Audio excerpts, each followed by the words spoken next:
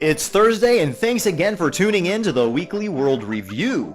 Today's top story, Satanic Panic.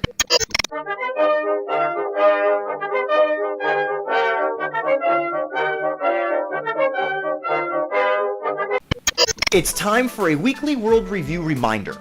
Did you stop and take a mental note of the names and faces on advertisements for missing children alerts?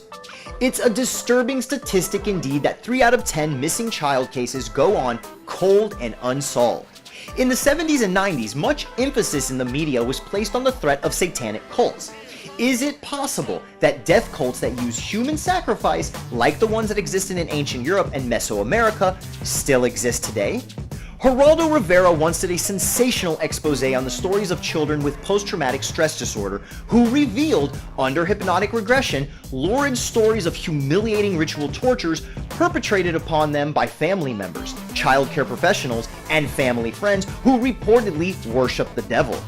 Testimonies like the one given by the subject of the famous book, Michelle Remembers, describe tales of arranged kidnapping by robed men and flights through tunnels to dark ritual chambers where unspeakable acts of torture and abuse were visited upon themselves and many others, all in the name of Satan.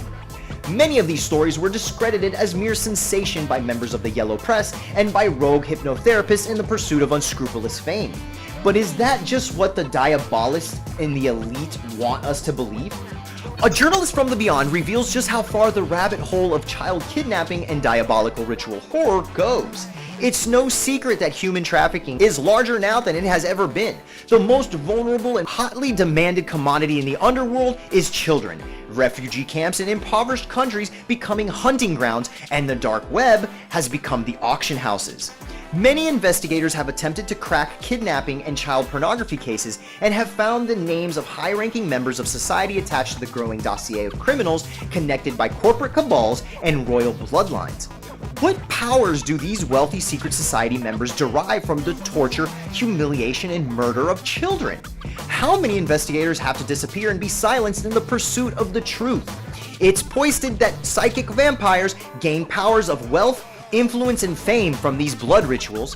Many also believe that these child killings are perpetrated by the power players in these secret societies as a form of blackmail to ensure that all members conform to one single diabolical agenda.